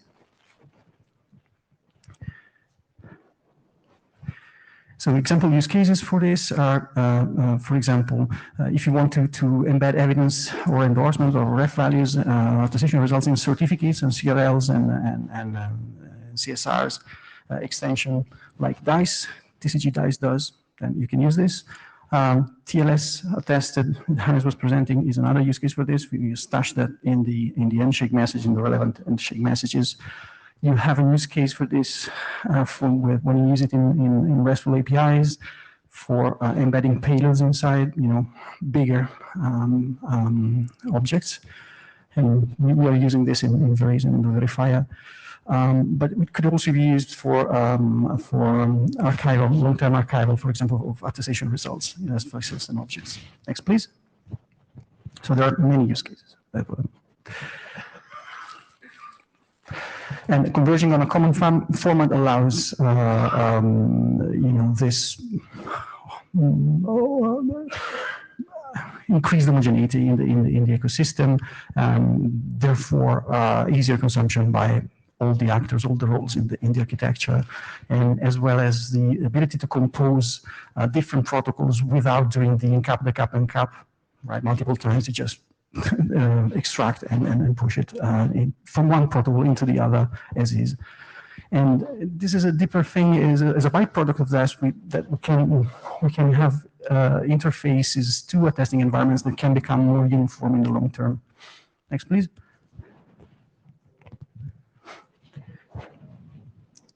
So we went through design phases, two design phases, one with very complex design, and then we decided that that was not the case. So next, please.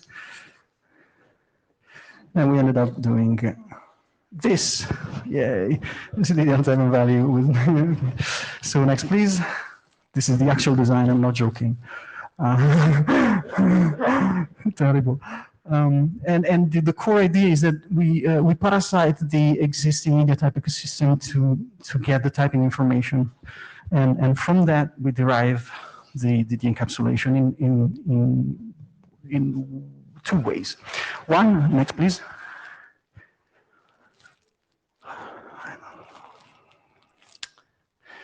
Right, one is the array thing, where we have a type and value, and the type is either a media type string for the JSON serialization, or even the CBOR, or a co-op content format code point. So you have these two bytes. Or you have the long string, depending on what you want to do with that, what you have. Next, please. And the value is either a CBOR byte string for the CBOR encoding, or a base64 URL safe string without padding for JSON serializations. That's it. Next, please. So this is opaque, and the type information is outside. So this is an example to drive it through the whole cycle. Suppose you want to go ahead and register application vendor Intel SGX because you want to ship Intel SGX evidence.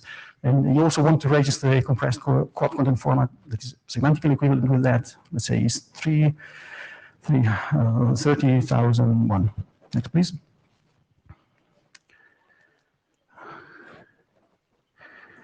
So first registration you do an email to the IANA expert, and the second, because the code point, the code content format you're requesting is more than 10,000, you go FCFS, and that's another email to IANA. This time you don't have to go through extra review altogether. Next, please.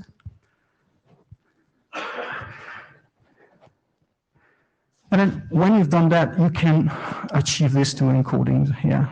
The example, the CBOR type and val, and the JSON type and val.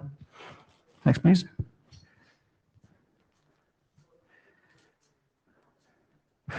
But because of Karsten and Michael, I think, we have 9277, and that thing gives us a fantastic injection, which is a TM function, that the value function that injects the whole of the corrupt content format space into a bunch of into a segment of the CBOR tag space. So if we start from CF 30,001, you get automatically a CBOR tag 2, and you can use it in this other encapsulation. Yeah, and this is the alternative encapsulation that based on CBOR tags. This is used by the TCG guys in the DICE extension. Next, please. You have 1 minute left. I don't know how you asked for 5 minutes for 17 slides. Because I thought Hannes would do that.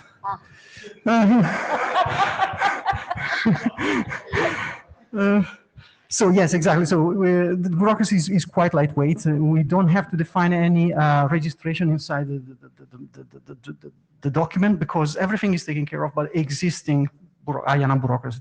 Next, please.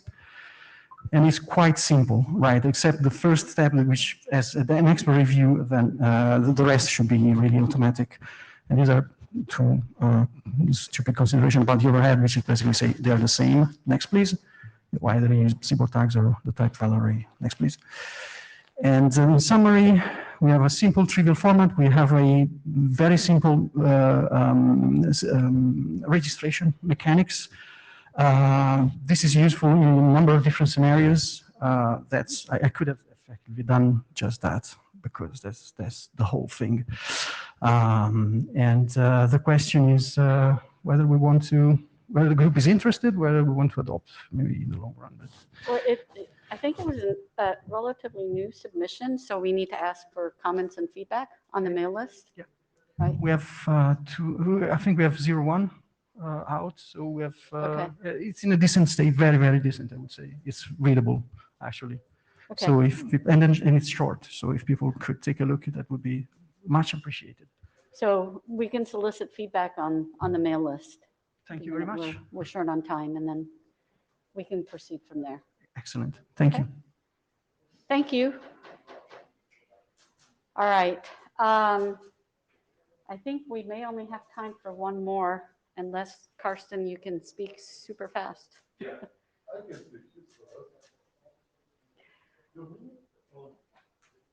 fast. Well, I have to run the queue here, but I can't because I'm a co-author. I'm a co-author on this. Yeah. Yeah. No, you're up for the unencrypted. No, that's not the right slide. Yeah, I thought I uploaded the right deck. We went through this and I uploaded the right one. No, they did it wrong. Talked about that in the previous meeting. Okay, let me talk about the slides you don't see. You saw me upload the right version. You showed the right version. This is not it. Yeah, so what the slides say is we have a document out called Unprotected CWT Claim Sets.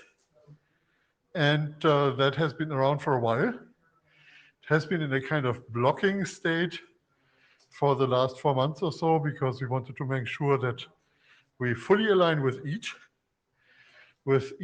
now being nearly done. It's probably a good idea to unblock UCCS.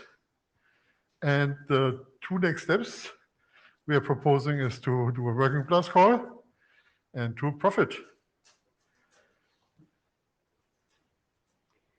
So I'm going to speak as an individual contributor since I'm a co-author for this. So we received some feedback. There's like a year ago, which we finally have resolved. We haven't heard any more feedback. And that's why Karsten is reporting that we believe the draft is stable. But the question is for the other chairs to respond. So this is Henke, fellow co-author. I think working group last call would nudge it into the right way. I think there might be 2 things that really need review. I think the working group last call process is the exactly correct way to find out if this is on the right track. And so I think even without being entirely sure about this, I think working group class call will show that. That's my personal point of view. And there's the one that will do the undenting coming up. I had raised comments and you addressed that, and I have other comments which I shared, an initial batch of them, and I want to discuss them more. But I agree with Hank that triggering the process is the right way to actually make the discussion happen and finalize the product, which is what we need. Yeah, we could use this week to actually look at your newer set of comments. Yeah. And if there is a change that is needed, we could even resubmit the Fantastic, CCS for those changes. So to recap, we have changes that are pending for the UCCS draft, or is the one that's uploaded the most current one, and there are no pending changes? Well, the one that's uploaded is from July. And this covers all the comments that have been made. And now there is a recent new set of comments from Thomas, like last week, this week, No, it was like yesterday. yesterday. Yeah. And yeah, we should be working on that. But I think this is not really fundamental stuff, but things that just needs to be taken care of. Okay, so so it seems like we want to let everyone take a look at the recent changes, to read through them. And so I think based on that, we can have some discussion to see if the list believes that we're ready for last call. Yeah, so how many steps do you need to stack on top of each other? I mean, this document has been out for a while. Why not just working class college? You will find out if it wasn't ready for that.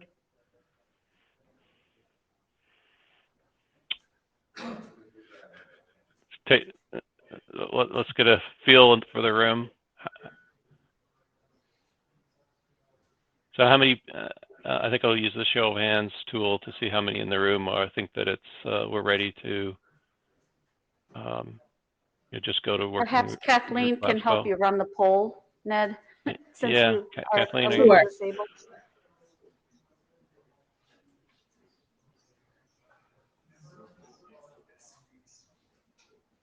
So Kathleen, Ned's trying to run a poll, but he Yes. can't type. Yeah. Yeah, I'm just looking his for it. I'm finger. sorry. Oh, okay.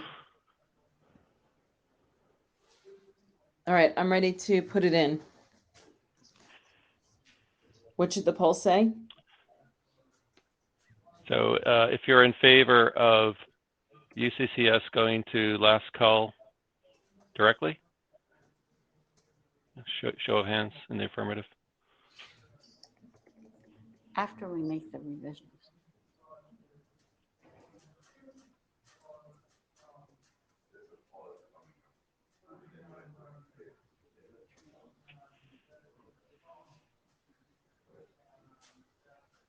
Oh, there it is.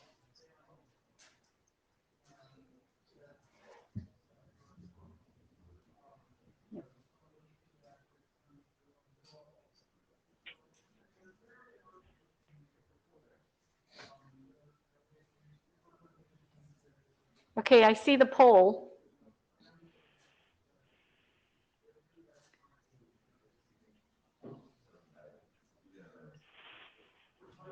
Co-chairs, you want a time for the poll? It's still climbing. Still climbing.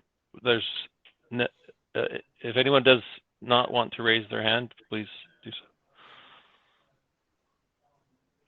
Let's just give it another minute.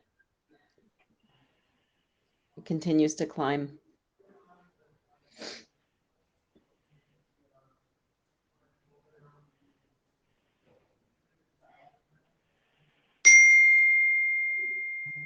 Okay, it looks like it's stable now at 20 hands raised and 1 not raised. And 21 participants, of course. Oh, I can't see the results. Oh, So did you folks hear are me just having, I don't reading know, remote folks can see the results. The results of the poll is there's 22 participants, 21 said it looks like we're ready for working group last call after the last revisions are merged. So working group chairs, do you guys want to roll it up? Yes, working Yep. group last call? Yep. I think that makes sense. That's what the working group wants to do. Okay, I guess I can take the chair back. Thank you. All right, so sorry, Brendan, we're kind of out of time, unless you can do it in 30 seconds. Yeah. Okay. For remote, the point was this will be in the suit meeting. And so if you're interested in that topic, come to the suit meeting. And by the way, the TEEP meeting will have more on the AR4SI and other EAT related topics. So come to TEEP and come to EAT if you wanted to talk about any of those things that we didn't get to today. Carl, are you getting on the queue? I'm just getting here to say that the COTS call for adoption is coming soon. So just to put You that in guys are everyone's ear. taking my last order. This is awesome. I don't have to say anything. So I will, what? So for those who might not have heard Carl, I will be putting out a call for adoption for the COTS, the Concise Trusted Anchor draft, as soon as I can get bandwidth to actually hit submit on the mail. Okay, so with that, we are actually 1 minute over. So thank you, everyone. Productive meeting. And we will continue on the mail list. And we might do a doodle poll for another virtual meeting if we need to. Thank you, everyone.